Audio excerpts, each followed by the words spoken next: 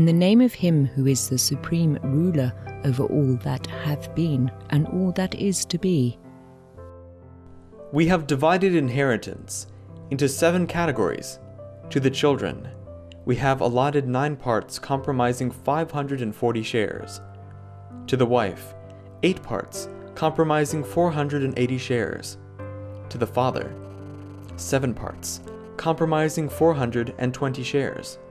To the mother, 6 parts comprising 360 shares. To the brothers, 5 parts or 300 shares. To the sisters, 4 parts or 240 shares. And to the teachers, 3 parts or 180 shares. Such was the ordinance of my forerunner, he who exalteth my name in the night season and at the break of day. When we heard the clamour of children as yet unborn, we doubled their share and decreased those of the rest. He, of a truth, hath power to ordain whatsoever he desireth, and he doeth as he pleaseth by virtue of his sovereign might. Should the deceased leave no offspring, their share shall revert to the house of justice, to be expended by the trustees of the All-Merciful on the orphaned and widowed, and on whatsoever will bring benefit to the generality of the people, that all may give thanks unto their Lord, the All-Gracious, the Pardoner. Should the deceased leave offspring, but none of the other categories of heirs that have been specified in the book, they shall receive 2/3 of the inheritance, and the remaining third shall revert to the house of justice. Such is the command which hath been given, in majesty and glory, by him who is the all-possessing, the Most High. If the deceased should leave none of the specified heirs, but have among his relatives nephews and nieces, whether on his brother's or his sister's side, 2/3 of the inheritance shall pass to them, or lacking these, to his uncles and aunts on both his father's and his mother's side, and after them to their sons and daughters. The remaining third of the inheritance shall, in any case, revert to the seat of justice. Thus hath it been laid down in the book of him who ruleth over all men. Should the deceased be survived by none of those whose names have been recorded by the pen of the Most High, his estate shall, in its entirety, revert to the aforementioned seat, that it may be expended on that which is prescribed by God. He, verily, is the Ordainer, the Omnipotent. We have assigned the residence and personal clothing of the deceased to the male, not female, offspring, nor to the other heirs. He, verily, is the Munificent, the All-Bountiful. Should the son of the deceased have passed away in the days of his father, and have left children, they will inherit their father's share, as prescribed in the book of God. Divide ye their shares amongst them with perfect justice.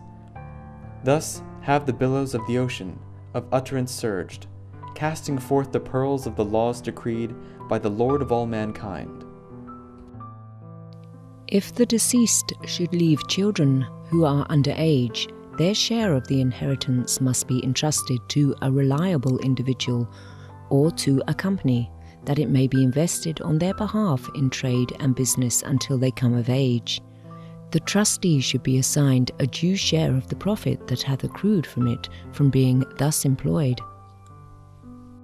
Division of the estate should take place only after the Huku Allah hath been paid, any debts have been settled, the expenses of the funeral and burial defrayed, and such provisions made that the deceased may be carried to his resting place with dignity and honor. Thus hath it been ordained by him who is Lord of the beginning and the end. Say, this is that hidden knowledge that shall never change, since its beginning is with 9, the symbol that betokeneth the concealed, the manifest, the inviolable, and unapproachably exalted name. As for what we have appropriated to the children, this is a bounty conferred on them by God, that they may render thanks unto their Lord, the compassionate, the merciful. These, verily, are the laws of God. Transgress them not, at the prompting of your base and selfish desires. Observe ye the injunctions laid upon you by him who is the dawning place of utterance. The sincere among his servants will regard the precepts set forth by God as the water of life to the followers of every faith, and the lamp of wisdom and loving providence to all the denizens of earth and heaven.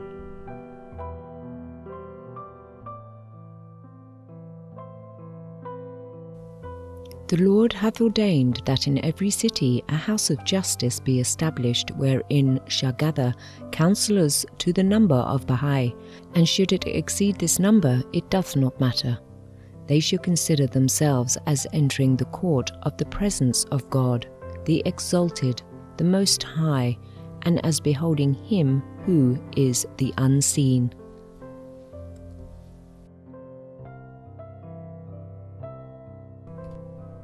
It behoveth them to be the trusted ones of the merciful among men, and to regard themselves as the guardians appointed of God for all that dwell on earth. It is incumbent upon them to take counsel together, and to have regard for the interests of the servants of God, for his sake, even as they regard their own interests, and to choose that which is meek and seemly. Thus hath the Lord your God commanded you. Beware, lest ye put away that which is clearly revealed in his tablet. Fear God, O ye that perceive. O people of the world, build ye houses of worship throughout the lands in the name of him who is the Lord of all religions. Make them as perfect as is possible in the world of being, and adorn them with that which befitteth them, not with images and effigies. Then, with radiance and joy, celebrate therein the praise of your Lord, the most compassionate. Verily, by his remembrance, the eye is cheered, and the heart is filled with light. The Lord hath ordained that those of you who are able shall make pilgrimage to the sacred house, and from this he hath exempted women as a mercy on his part. He, of a truth, is the all-bountiful, the most generous. O people of Baha, it is incumbent upon each of you to engage in some occupation, such as a craft, a trade, or the like. We have exalted your engagement in such work to the rank of worship of the one true God. Reflect, O people, on the grace and blessings of your Lord, and yield him thanks at eventide and dawn. Waste not your hours in idleness and sloth, but occupy yourselves with what will profit you and others. Thus hath it been decreed in this tablet, from whose horizon has shone the day star of wisdom and utterance. The most despised of men in the sight of God are they who sit and beg. Hold ye fast unto the cord of means, and place your trust in God, the provider of all means. The kissing of hands hath been forbidden in the book. This practice is prohibited by God, the Lord of glory and command. To none is it permitted to seek absolution from another soul. Let repentance be between yourselves and God. He, verily, is the pardoner, the bounteous, the gracious, the one who absolveth the repentant. O ye servants of the Merciful One, arise to serve the cause of God, in such wise that the cares and sorrows caused by them that have disbelieved in the day spring of the signs of God may not afflict you. At the time when the promise was fulfilled and the promised one made manifest, differences have appeared amongst the kindreds of the earth, and each people hath followed its own fancy and idle imaginings.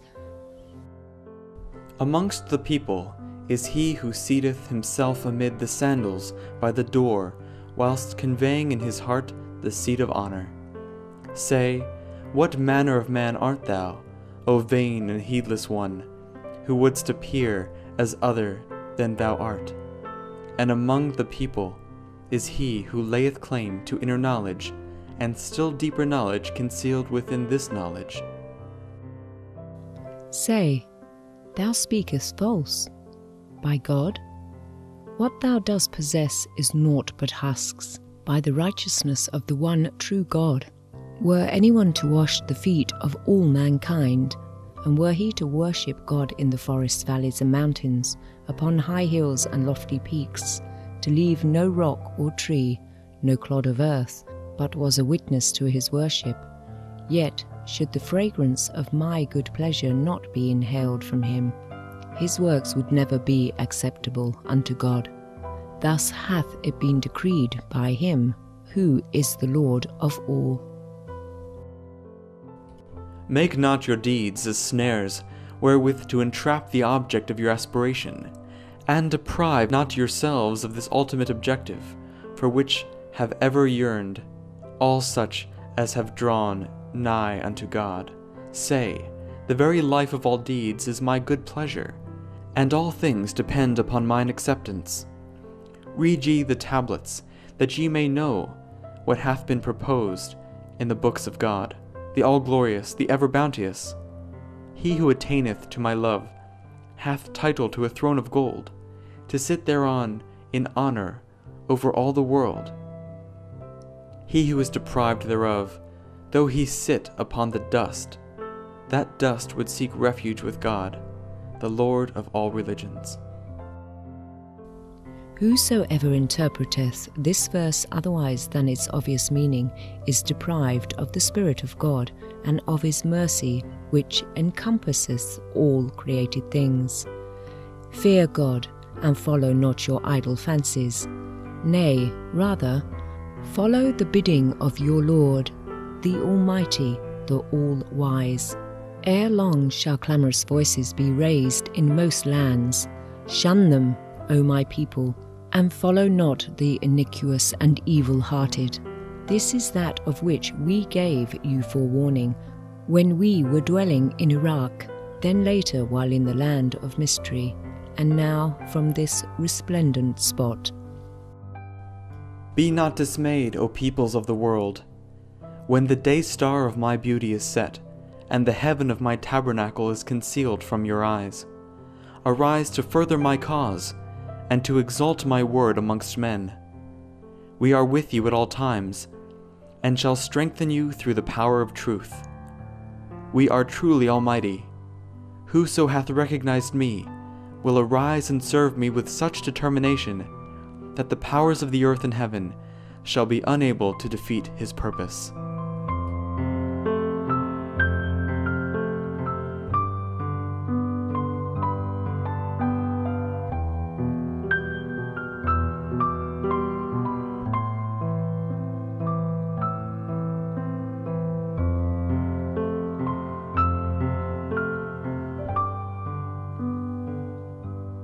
Thank you for joining us today for Between Master and Disciples, here on Supreme Master Television.